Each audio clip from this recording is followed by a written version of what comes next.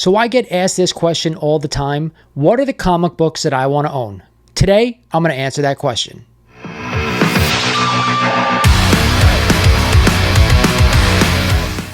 So as the intro states, I get asked this question a lot. What are the comic books that I want to own for the long term? And of course, right now in this comic book market, I always tell you guys, if you're going to buy something, make sure you're all right holding it for a really long time because the market is fluctuating pretty badly right now.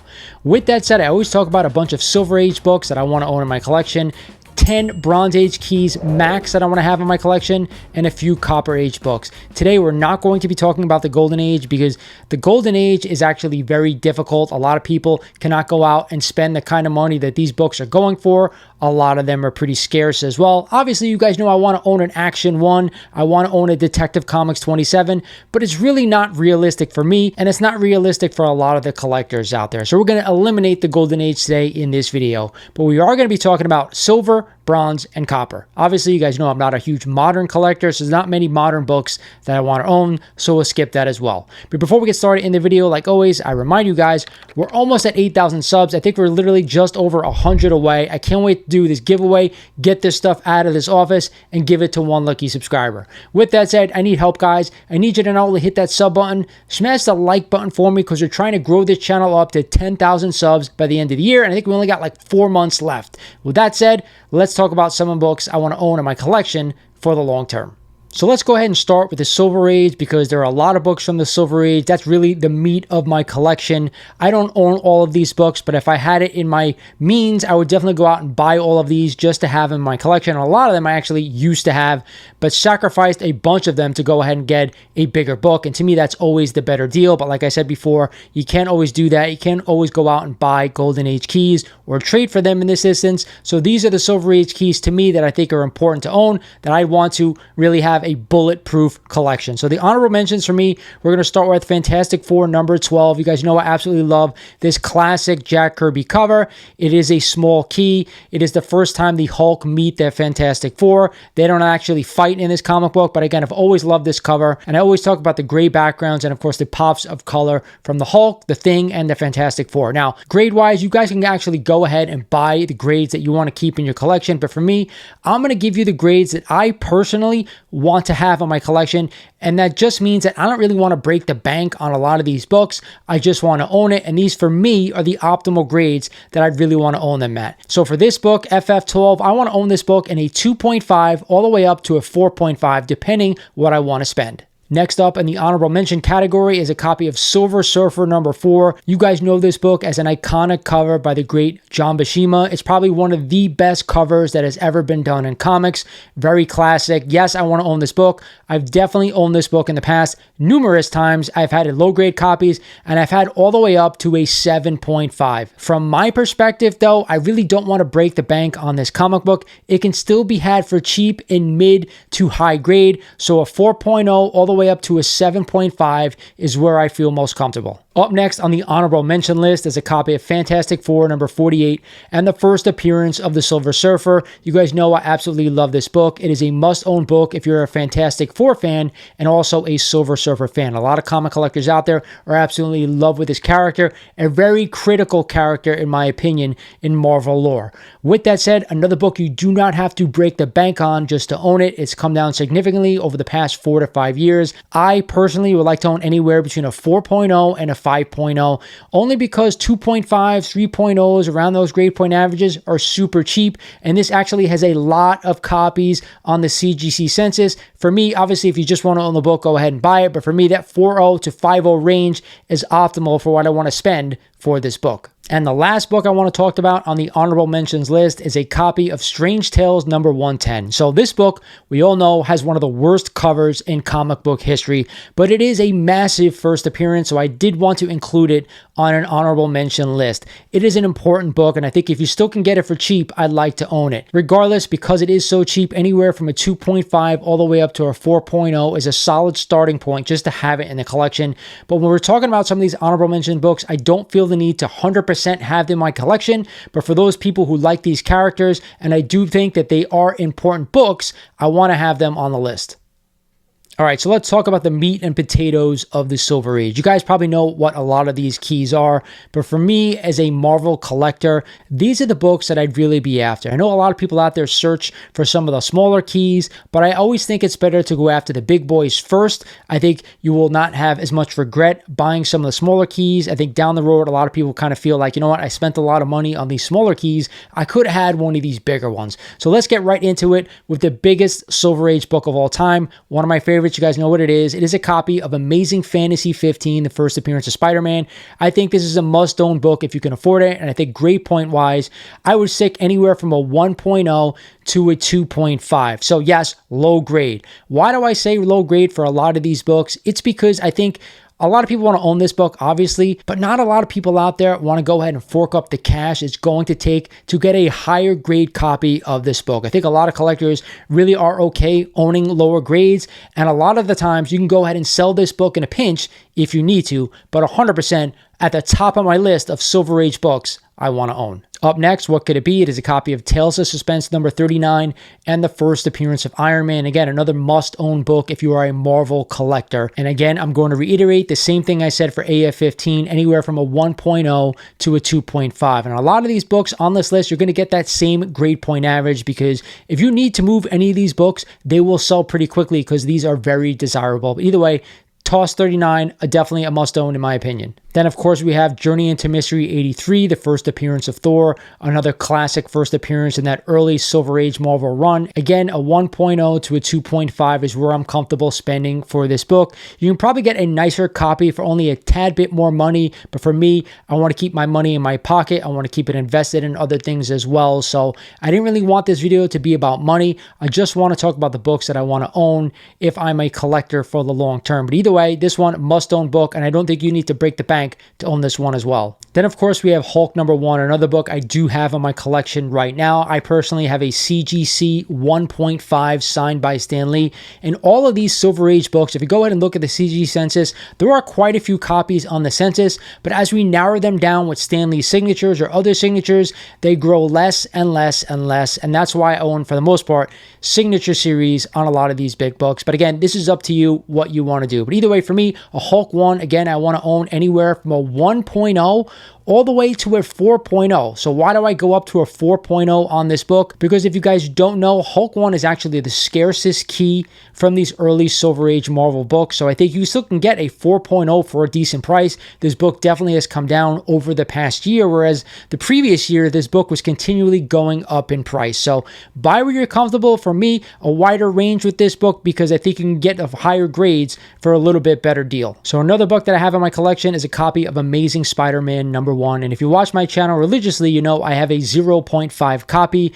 Mine is actually missing the back cover, and it is the only incomplete book I have in my collection. With that said, I'm not really into buying incomplete copies of books. I think they're harder to sell unless they're super scarce. I actually do have an Action Comics #12, which is also incomplete, but again, a really scarce book that is. ASM1, a little bit more common than that, so I'm okay owning it knowing that I have an AF-15. I also have a run of ASM1 through 301. Grade point, I'm sticking to the same thing I've been saying, a 1.0. This one all the way up to a 4.0. Again, another book that's come down in higher grades, mid grades. I think a 4.0 will probably get you 6,000 and under. I'm going to say you probably can get a really good deal on that book. It is still coming down in price, but I'm okay just owning a 1.0 of this book. Obviously, I'm okay owning a 0.5 because I own a 0.5. But with that said, I want you guys to own what you want to have in your collection for the long term. Don't go out and buy something if you're not going to be happy with the book. You have to be happy owning these things. But the video is about me and what I want to own. And this one, 1.0 to a 4.0, I'm very comfortable. Then, of course, we have to talk about the X-Men, right? The only X-Men book I want to own from the Silver Age is X-Men #1, the first appearance of the X-Men, first appearance of Professor X, first Magneto, all that good stuff. A massive Silver Age key and one of the best out there. Definitely a must own. Again, I'm going to go back to a 1.0 to a 2.5. So you can see a lot of the bigger first appearance books, that 1.0 to 2.5 is really important to me. You can get a 4.0 for a pretty good deal right now, but I do think there are a lot more copies of this one as compared to some of the other books out there from the Silver Age, the big first appearances. So if you're a big X-Men fan, you have to own the book. But for me, if I was just a collector and I just want to own some of the bigger Marvel keys in this instance, 1.0 to 2.5 is perfectly fine. course, another big book from the Silver Age is a copy of Daredevil #1, another book that really has been crushed over the past 3 or 4 years or so, but again, still a must own and still pretty cheap. We're going to stick to a little bit of a higher grade only for the fact that it's still pretty cheap, right? You can get this book in a 2.5 for under $3,000 right now. So again, another Marvel big key that I think is pretty affordable to the collectors who want to own these big first appearances. So we're going to go anywhere between a 2.5 and a 4.0. I used to own a 4.0 copy of this book, CGC Blue Label. I also owned a 3.5 signed by Charlie Cox, believe it or not. So I wish I had that book back. I don't have it any longer. But again, another book I 100% want to own if we're talking about books that I think for the long term I want to keep. Another huge book is a copy of Fantastic Four #1, the one that started off for Marvel Comics. I personally myself have only owned one copy of this book, and it actually was a 1.0 CBCS with a big hole in the front cover of the book. I bought it when I first got back into collecting, maybe in 2018, around that time frame. Again, a book that really wasn't selling. A lot of people are into this book. I am not a huge fan of the book itself. The cover to me is one of Jack Kirby's worst. A lot of people love it. I don't. We see the Mole Man for the most part, and it's really hard to see some of the FF characters on this cover. And I think that's part of the reason why this book really comes down a lot in price after a movie comes out, stuff like that. I got really hot in 2020 and they just came right back down. With that said, the grade point average that I want to own on this one is actually really tight just because of that fact. Anywhere from a 1.0 to a 2.0 I think is the sweet spot. But again, I'd only be buying this book if I'm 100% holding it for a 20-year plus. I don't see this book going up with the FF movie that's going to be coming out. So to each his own if you're buying this one, but I could not include it on a top Silver Age books that I want to own. It is very important to Marvel lore, and I think it should be owned if you have this kind of disposable income. But I think all the other books on the Silver Age list, I'd probably buy before I bought this one. So 2 books to go on my Silver Age list. The next one is one of my personal favorites. It is a copy of Fantastic Four #5 and the first appearance of Doctor Doom. So full disclosure, I actually just sold my FF5 in a 2.0 signed by Stan Lee. Now is not the right time to go ahead and buy this book, and I took this opportunity to go ahead and sell my copy. With that said, if I want to go out and buy some of these Silver Age books, I would definitely look to go ahead and rebuy this book later on down the line when all the hype has died down. I've owned other copies of this book. I've owned a raw copy, and I've also owned a 3.0 CGC graded copy as well. Timing is everything, right guys? But with this book, I actually want to stick to 2.0 to a 3.0. I think that is a sweet spot with this book, and you can get it for a decent deal. A lot of copies out there right now, and people are asking ridiculous prices. Just use GPA, use Go Collect. If you're going to hold it for the long term, okay, go ahead and buy this book. If not, wait for all the hype to die down, and you can go ahead and pick this one up. And the last book on my Silver Age list is a copy of Avengers #1. Now, a lot of people probably wouldn't include this book on their top Silver Age books that they'd want to own, but I do think it's an important key, and the reason it's on here is because I still think you can get a 2.0 for super cheap. Yes, it is an undervalued key, but I'm going to do another video at some point talking about undervalued keys, and there's a reason why they're undervalued, but that's for another time. With that said, guys, I think you can get a 2.0 for around $2,000 right now, possibly even less than that. So I'd stick anywhere between a 2.0 and a 3.0. And my preference, honestly, for a lot of these books is to buy them raw, but I know I am also in the minority when we're talking about graded books versus raw books. With that said, this rounds out my top 10 if I wanted to own books for the long term in my collection. So the one thing you may have noticed is all the books in my top 10 Silver Age books that I want to own, they're all Marvel keys, right? Not only because I'm a huge Marvel collector, it's just because those are the money books. Those are the books that I resonate with also as well. Those are the books that I think they're most important books in comics outside of the Golden Age. Now, with that said, there are some Silver Age DC books that I do think are important. And if you own all those Silver Age books and some of those honorable mentions, you might want to own some of these DC keys as well from the Silver Age. Let's check them out. The first one we're going to talk about is a copy of Showcase 4. It is the most expensive DC Silver Age comic there is, and it also is super scarce. So for me, I like to own this book in around a 2.0 to a 2.5, but it is going to run you a crazy amount of money. with that out of the way, I want to tell you guys this. Every time I've seen this book come up for sale, it just sits and sits and sits. Is it because it's too expensive? Is it because it's not desired as much? I don't know, but it is a hugely important book in DC lore as well. So if I can get one for cheap, I really love to own it in this grade. So outside of Showcase 4, there's some other books that I think are more affordable when we're talking about DC Silver Age. The next one, of course, we're going to talk about is Showcase 22, the first appearance of the new Green Lantern, Hal Jordan, a totally different character than the original Green Lantern from the Golden Age. Again, I'd love to own this book in a 2.0 to a 2.5. For me, it is still relatively inexpensive and undervalued key that we talked about before. But again, if you're a big DC Green Lantern fan, it's a must-own book. If you're not, you may not want to go ahead and buy this book. That's why it's kind of on that second tier level for myself. Still can be had from anywhere from $2,000 to $2,500 around this grade. So to me, again, if you're a DC fan, it is a must-own. But if you're not, I'm excluding it outside that top 10. Of course, how can we talk about Silver Age DC without talking about Brave and the Bold 28, the first appearance of the Justice League of America? Another incredibly important book when we're talking about DC Silver Age. But again, not a hugely desirable book when we're talking about Silver Age keys. So I'd like to stick to, again, anywhere from a 2.0 to a 2.5, but I don't want to break the bank to own this book. Just in case I want to go ahead and sell this book, it is a little bit harder to move. People want deals on these books. So with that said, if you're a DC fan, I think it's a must own. If you're not, I'd probably stay away, but it has to be included when we're talking about books that I want to own if money wasn't really an option when we're talking Silver Age. So the next three books I'm actually going to include as a set because they're true first appearances in DC Silver Age, where a lot of the other DC Silver Age books, their first appearances in this Silver Age, not necessarily their true first appearances. So with that said, Batman number 181 and the first appearance of Poison Ivy, I want to own this book anywhere from a 4.0 to a 5.0 because again, the price that these books are going for in that grade fit right around what I want to spend for these books. But make sure this one has the pin up and it is fully complete.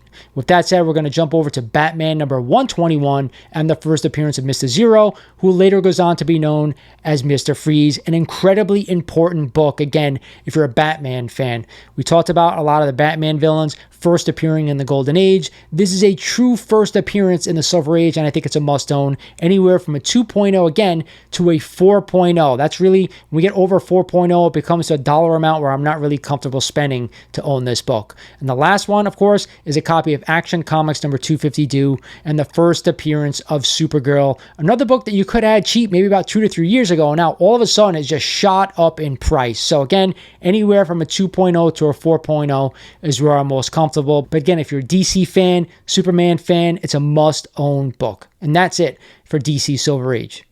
Okay, so now we're going to go ahead and jump over to the Bronze Age of comics. And if you've heard me say this a bunch of times, there's really a max of 10 books from the Bronze Age that I want to own in my collection for the long term. I'm going to give you a few honorable mentions, and then I'm going to give you about 7 or 8 books that I think I want to own 100%. So let's get into it. The first honorable mention is a copy of X-Men number 94. We all know what this book is. It is the first appearance of the new X-Men team in the X-Men title. It's an important book, but there's other first appearances that belong ahead of it, which we'll get to later. I'm not going to give you the grades for this one because all Bronze Age books, in my opinion, I want to own in higher grade. A lot more copies of these books out there. So if you just want to own the books, you want to get the grade that you want to keep in your collection. Again, I know I sound like a broken record for the long term, but if you're buying to hold these books short to mid-term, higher grade, the better. And to be honest with you guys, Bronze Age, I'd probably stay away from right now if you're not looking to hold long term. With that said, a lot of these books I want to own 7.0 or higher. Keep that in mind. So the next honorable mention from the Bronze Age is a copy of X-Men number 101. We all know what the book is. It is where Jean Grey is reborn as the Phoenix, an incredibly important book when we're talking X-Men, and one of the few Bronze Age X-Men books that I personally want to keep for the long term. But with that said, it's still on my honorable mentions list. It's a great book. You don't really have to go crazy buying high grade if you just want to own it. It's still affordable in mid to lower grades, but for me, for the long term, 7.0 or higher. And the last one we talk about all the time here on this channel. It is a copy of Iron Fist number 14, another undervalued key where I think in 7.0, 7.5, even 8.0, you can still have for around $500. Incredibly cheap. But again, another book that I consider undervalued. We'll talk about undervalued in another video because I think I have some good insight into why I think these books are undervalued. But with that said, I think it's affordable. I think it's a good deal, and I want to own this one for the long term, and it's still pretty cheap. All right, so here are the meat and potatoes of the Bronze Age for me. We're going to start with a copy of Giant Size X-Men #1, the first appearance of the new X-Men team, an incredibly important book when we're talking about X-Men. Again, it was also the second appearance of Wolverine, which also makes it a double key. Very expensive book, but I think for the long term, for the most part, this book will hold its value. Yes, I know it's still coming down. Yes, I know there are a lot of copies out there. If it's the right time for you to buy it, go ahead. I don't want to talk about values for the most part. I just want to say I want to own this book. Yes, it's a beautiful book. I love the white cover, but we're going to talk about higher grades again. 7.0 or higher in my opinion, but that's just me. How can we talk about Bronze Age without the biggest Bronze Age key, the most expensive? It is a copy of Incredible Hulk #181 and the first full appearance of Wolverine. This is a book I'm going to say to you guys, if you just want to own it, buy the grade that you can afford. With that said, again, I'm going to stick to the higher grades. 7.0 or higher is where I want to be on this book. Of course, it has to be complete, has to have that Marvel stamp. I would never buy a Bronze Age book that is not complete. Just way too many copies of this one out there. I want to say there's like 18,000 already graded by CGC, which is insane. But again, a must-own in my opinion for the long term. Right on the heels of 181 is Incredible Hulk #180. I will say this, if you own a 181, I don't 100% think it's necessary to own a 180 unless you're a crazy Wolverine fan. 181 is the money book. If you want to own them both, be my guest. 180 is still cheap. I would suggest if you have a 7.0 or higher of 181, get yourself a mid-grade copy of 180. No reason to break the bank on a super high-grade copy if you already have the first full appearance and your money book. But I could not include this book considering how popular the character is. Next up is one of my faves. You guys know this. It is a copy of Amazing Spider-Man #129 and the first appearance of the Punisher. To me, not only is this book a first appearance of the Punisher, but it is also a classic cover. Gil Kane and John Romita Sr. absolutely knocked this one out of the park, and it is one of my favorites. A must-own for me because you guys know I'm a huge Spider-Man fan and I have that run classic cover. At one point, I think in my collection, I had like 7 or 8 copies at one time.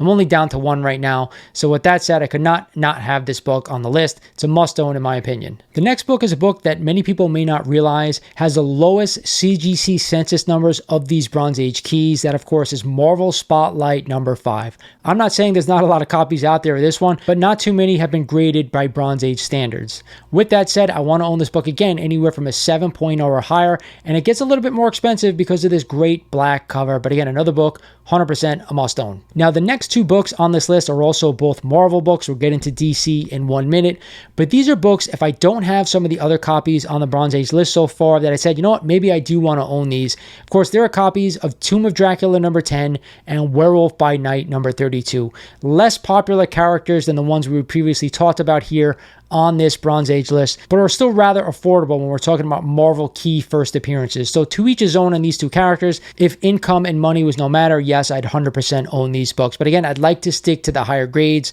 7.0 or higher on both of these bad boys. So I'm just going to go ahead and say it to you guys. There are not a lot of books from DC Bronze Age that I want to own for the long term in my collection. To be honest, there's actually one, and you may have guessed what it is. It is a copy of House of Secrets #92 and the first appearance of the Swamp Thing. Yes, this is a great first appearance from DC from that time frame, but to me, this is also a classic cover. Bernie Wrightson absolutely knocked this cover out of the park. It has that pre-code horror feel to it, which also has some nostalgia factor for me. So with that said, I want to own this book anywhere from a 5.0 all the way up to a 7.0. Why the wider range? It is because this book, as it gets higher up in grade, becomes a lot harder to find and it gets a lot more expensive. So I think owning this book in a slightly lower grade is still okay. Still an expensive book by all means. So if you're stuck with me this far, we're down to the Copper Age of comics, and there are only 3 books that I want to own in my collection for the long term. And it may surprise you to find out that not all of them have to be 9.8. So let's talk about the first one. Of course, it is a copy of Amazing Spider-Man #300 and the first full appearance of Venom. So why do I say that you don't have to own this book in a 9.8? This is the most graded comic by CGC. There are a million copies out there, not literally, and a ton graded already. So that's why I think you don't have to buy a 9.8. Some people will tell you the optimal grade is a 9.8 or higher. I'm going to tell you that's not the case. You don't need to break the bank on a book with so many copies out there. Personally, I like to take this book in a 9.2, get it signed by Todd McFarlane, David Michelini. I personally right now have a 9.2 signed by Todd. That is what is important to me. I want to spend maybe about $400 to $500 to own this book. I do think you have to get a higher grade. Don't go out and get a 5.0. That makes no sense. You guys know I'm not a newsstand collector. I'm not going to go out and buy a newsstand copy because to me, I'd rather put my money elsewhere.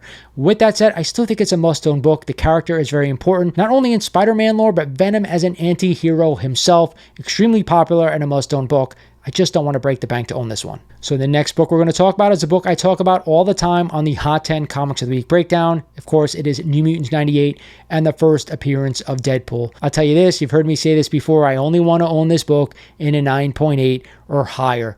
That's right. So what makes this different from ASM number 300? It is the fact that this book is really inexpensive, in my opinion, in a 9.8, right? You're going to pay anywhere from $2,500 to $3,000 right now for ASM 300 9.8. But for New Mutants 98, you're only going to pay $1,000 or less. And I've been telling you guys, wait. Don't buy one right now. This book is going to settle anywhere between $500 and $750. And it just keeps crashing. So people are dumping and dumping. There are a lot of copies out there. But for me, if I can get this book for cheap in a 9.8 with white pages and the book presents phenomenally, that also is a factor with a lot of these Copper Age books, I'll buy it and I'll keep it and I'll keep it forever. The character is immensely popular. The character to me means something. So to me, I want to own this book in my collection. So before I get to my last point, there is one other thing I want to mention to you guys, especially when we're talking about Silver Age books that I didn't mention before. Presentation of these books matters. AF-15, the presentation matters. Tales of Suspense 39, the presentation matters. All those Silver Age keys, the presentation of those books matters. The 4.0s have to look like 4.0s. Page quality matters. So the better page quality, the higher the price. I did not want to go into too much price data for this video. Just buy the best copy that you're comfortable owning for the long term. But it does matter. So the final book from the Copper Age that I want to own is a massive one. It is a copy of Teenage Mutant Ninja Turtles #1, the first print. Now, a lot of people out there, they just may want to own the book, the second print, the third print, whatever it is. I think that's 100% fine. But for me, for the long term, if I can afford it, I want to go out and buy a first print of this book. It's one of the biggest books on this list that I do not have. With that said, it is also super rare. 3,000 copies were printed. I think roughly about half of those have been graded by CGC. So if you guys don't know, I've actually been looking for a copy of this book in mid-grade, because if you go ahead and check the CGC census, mid-grades are super rare. You're not going to find them that often. There are a lot of high-grade copies that have been graded by CGC out there, and finding a raw one is almost impossible. With that said, if I had to choose of one Copper Age book that I could find, that I can get for a good price, it would be this one. Really rare, extremely popular. Again, another book that I'd really love to have in my collection for the long term. All right, so that's it for this long-winded video. The only reason I put this together because I got a lot of questions from people out there of the books that I want to own in my collection for the long term. What would they be? And it's just, instead of going back and forth and kind of writing everybody the books that I want, I just wanted to do a video on and tell you these are the books I think are important. These are the books I think in Marvel and DC lore that I think for the long term, for me personally, that I'd want in my collection.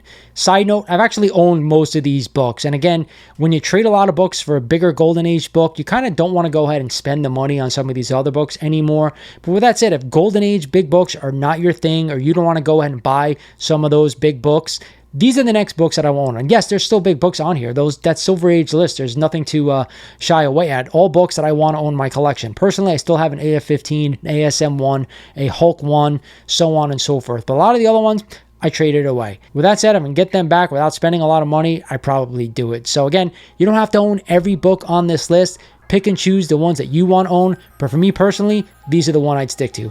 Hope you guys enjoyed the video. This is Lawrence over at Mighty Comics Collectibles saying thank you for watching, and I'll talk to you guys soon.